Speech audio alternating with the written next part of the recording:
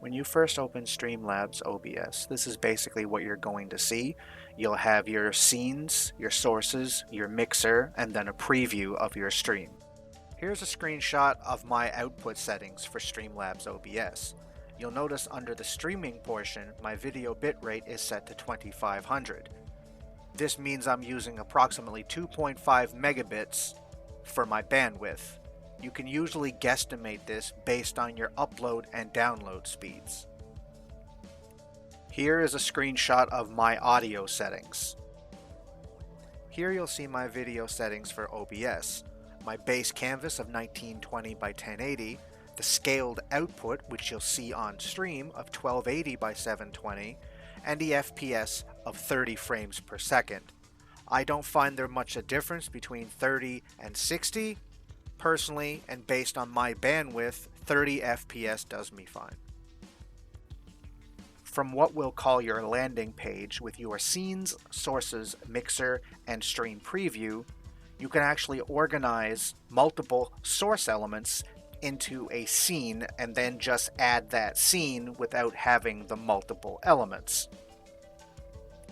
As you can see on the left-hand side under my scenes, I have one called Socials. This includes an Instagram, Twitter, and Discord image and my contact information. I can then incorporate this scene into any other scene, so that way I don't have too many sources shown the one time, and it helps with organization. Next we'll move on to VoiceMeeter Banana and how that can integrate into your Streamlabs OBS and allow you to split your audio channels, so that way you have more control over what your stream hears as opposed to what you hear. This screenshot shows the VoiceMeeter Banana application. I use this application to split my channels going through Streamlabs so that, for example, my Discord audio is a separate channel as opposed to my game audio. That way I can hear my Discord chat but my stream does not. You can do the same thing with Spotify or something else if you wish to listen to music while you're streaming, so that way you don't violate DMCA.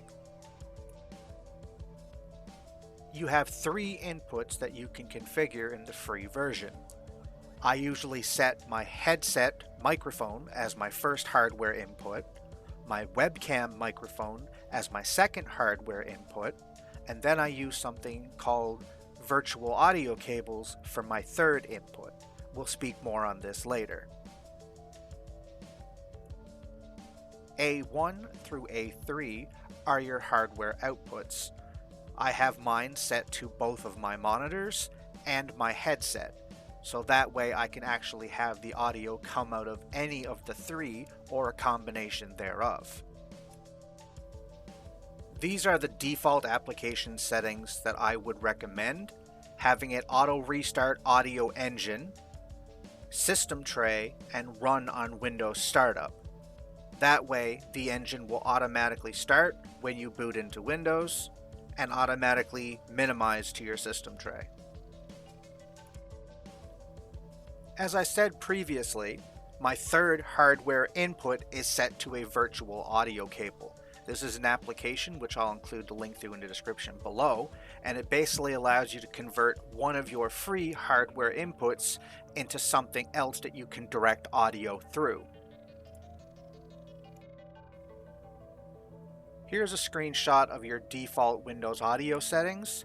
If the application doesn't already do it for you, you can set your default output to be VoiceMeeter input, and then your default input to be your main microphone. In my case, it is my headset.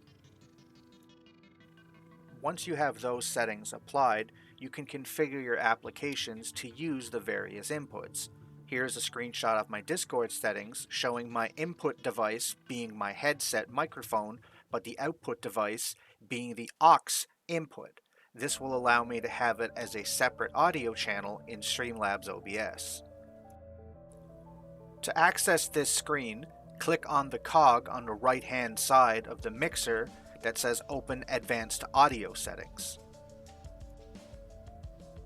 You can rename these as you wish. for ease of use. As you can see, I renamed my webcam audio and Discord audio to show what input they were using.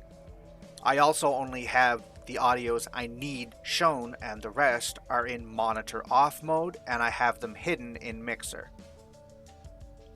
I'll include a link below as well to Nutty's separate game audio, a VoiceMeeter tutorial for beginners video, which will give you a little bit more in-depth if you need it. That's pretty much how I have my Streamlabs OBS set up, and how I use VoiceMeeter to split my audio channels. Again, you can set yours up any way you like.